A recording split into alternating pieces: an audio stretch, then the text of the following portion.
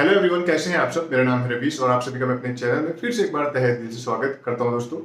और आप लोगों की तरह ही मैं भी दोस्तों अपने कलेक्शन में रेयर और स्कार्स कैटेगरी के सिक्के काफी सालों पहले से ऐड करते हुए चला आ रहा हूं। डेफिनेटिव सीरीज के, कॉमोडिटी सीरीज के जितने भी सिक्के मैं अपने कलेक्शन में अब तक ऐड कर सकता था, वो सारे कॉइन्स मैंने जो है आज चेक किए और चेक करने पर मुझे पता चला कि अभी भी बहुत से कॉइन ऐसे हैं जिसे अपने कलेक्शन में ऐड करना भी बाकी है। तो दोस्तों, इन्हीं सारे सिक्कों को चेक करते करते मुझे आज एक ऐसा सिक्का मिला है जिसके बारे में आज हम चर्चा करने वाले हैं। जी हाँ दोस्तों, आज मैं उस कॉइन के बारे में चर्चा करूंगा जो हम लोगों को अभी भी, आपको भी मुझे भी जो है सर्कुलेशन से अभी भी वो सिक्के मिल जाते हैं, फिर चाहे यूज्ड कंडीशन में हो या फिर यूएनसी कंडीशन में।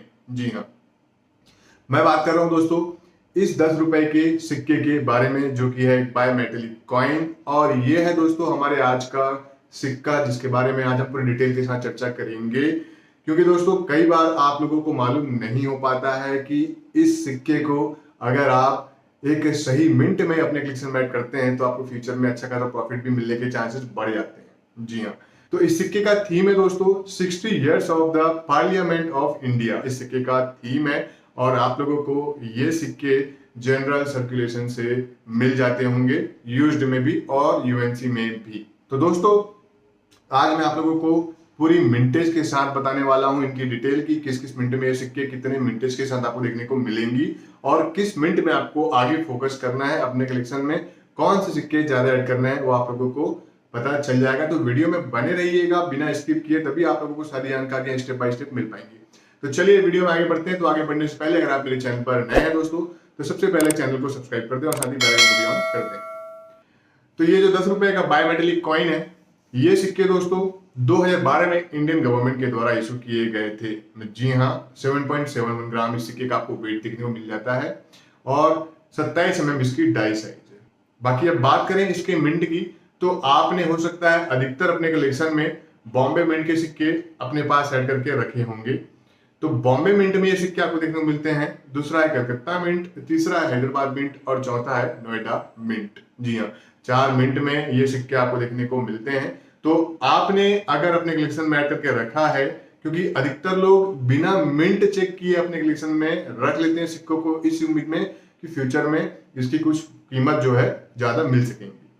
तो एक बार आप चेक जरूर करें। जो भी मैं आप लोगों को डिटेल बताऊंगा, जो भी मिंट बताऊंगा, क्या आपके पास जो सिक्का रखा हुआ है आपने क्या उसमें मिंट मार्क वैसा बना हुआ है या नहीं, और अगर नहीं बना है तो आप लोगों को ज्यादा फोकस आगे किस पे करना है। तो दोस्तों सबसे पहले मैं बात करूंगा बॉम्बे मिंट की मिंटेज के बारे में और मैं स्टेप बाय स्टेप मिंटेज भी बताऊंगा और साथ ही साथ प्राइस भी बताते हुए चलूंगा कि इनकी क्या करेंट वैल्यू चल रही है या आपके पास अगर ये सिक्के हैं तो आपको कितने मिल सकते हैं। ठीक है, तो ये ज्यादा इजी होगा समझने में भी। तो बॉम्बे मिंट की टोटल मिंटेज हुई है इस कॉइन की 1,26,12,000 पीसेस। जी हाँ दोस्तों, करोड़ में इसकी मिंटेज हुई है। तो आप लोगों को देख करके शायद समझ में आ रहा होगा कि ये स्कार्स कैटेगरी का है, रेयर कैटेगरी का या कॉमन कैटेगरी का। तो ये दोस्तों ना तो स्कार्स है ना रेयर है, ये कॉमन कैटेगरी का कॉइन है और इसकी कीमत आप लोगों को 15 रुपए से लेकर के 30 रुपए तक देखने को मिलती है। अगर आपके पास में अच्छे कंडीशन में ये कॉइन है तो आप अगर सेल करते हैं तो आपको लगभग 15, 20, 25, 30 के आसपास मिल जाएगा, या अगर आप खरीदने जाते हैं तो आपको इसी के अराउंड पेमेंट करना पड़ सकता है। अब आते हैं हमारे नेक्स्ट मिंट पर जो है नोएडा मिंट। तो नोएडा मिंट की टोटल मिंटेज आपको देखने को मिलती है दोस्तों इसमें 78,12,000 पीसेस। जी हाँ, इनकी भी जो कीमत आपको अगर देखने को मिलेगी या आपके पास है आप सेल करेंगे या आप खरीदने जाएंगे तो आपको इसके करीब करीब 25 रुपए से लेकर के 50 रुपए तक की कीमत देखने को आपको मिलेगी, जो कि एक कॉमन सिक्के की आपको इतनी कीमत देखने को मिलती है। ठीक है, तो बॉम्बे और नोएडा मिंट आपको समझ में आ रहा होगा। अब आते हैं हमारे तीसरे मिंट की ओर जो है हैदराबाद मिंट का कॉइन। ठीक है, तो आप समझते हुए चलिए मैं ऐसा क्यों आ रहा हूं। तो हैदराबाद मिंट के टोटल मिंटेज आपको देखने को मिलेगी इस सिक्के की दोस्तों 51,20,000 पीसेस, 51,20,000 पीसेस। तो अब आपको समझ में आ रहा होगा कि ये सिक्के स्कार्स की कैटेगरी वाले सिक्के होंगे। तो जी हाँ दोस्तों, ये हैदराबाद मिंट में स्कार्स की कैटेगरी में आपको ये सिक्के देखने को मिलते हैं और इनकी कीमत की अगर हम बात करें तो ये आप लोगों को करीब करीब 300 के आसपास में इसकी कीमत आपको देखने को मिल जाएगी। यूएनसी कंडीशन की मैं बात कर रहा हूं। ठीक है, तो ये तो हमने हैदराबाद मिंट को भी कवर किया है। अब आते हैं हमारे चौथे मिंट की ओर, जो है कलकत्ता मिंट। ये दोस्तों ज्यादा कलेक्टेबल सिक्का है इस 10 रुपए के इस थीम वाले सिक्के में। तो इसकी अगर हम मिंटेज की बात करें तो इसकी टोटल मिंटेज आपको देखने को मिलेगी 18,54,000 पीसेस। जी हाँ दोस्तों, तो सबसे कम मिंटेज इन चारों मिंट में आपको जो है कलकत्ता मिंट की देखने को मिलती है, और ये सिक्के धीरे धीरे धीरे कीमती होते जा भी रहे हैं। जी हाँ, तो ये भी फिलहाल अभी तो स्क्रैच की कैटेगरी में है, लेकिन आप लोगों को ये आगे चल करके रेयर की कैटेगरी में देखने को मिलेगा। यही नहीं, हैदराबाद मिंट का कॉइन और कलकत्ता मिंट का कॉइन, ये दोनों मिंट के जो सिक्के हैं वो आगे चल करके बेहद कीमती नजर आपको आने वाले हैं। तो दोस्तों बात करूं मैं कलकत्ता मिंट के कॉइन की कीमत की, तो ये आप लोगों को जो है दोस्तों फिलहाल अभी 550 से 750 के आसपास इसकी यूएनसी कंडीशन में कीमत आपको इतनी देखने को मिल सकती है। हो सकता है 150 ऊपर या 150 कम भी देखने को मिले।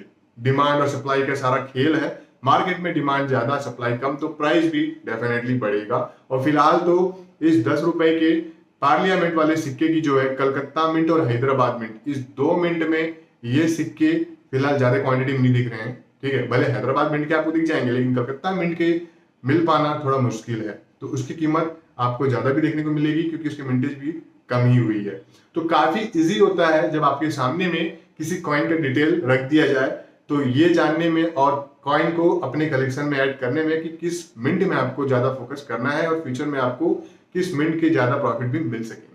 तो जिन्होंने ये सिक्के अपने पास में पहले से रखा हुआ है, चाहे उनको सर्कुलेशन से मिला हो या किसी सेलर के द्वारा बाय किया हो, तो एक बार चेक जरूर कर लें कि उस पर मिंट मार्क कौन सा है। अगर उसमें हैदराबाद मिंट का कॉइन है तो भी अच्छी बात है, और उसमें अगर कोई भी मिंट मार्क नहीं है, अगर वो कलकत्ता मिंट का कॉइन है, तो और भी ज्यादा अच्छी बात है।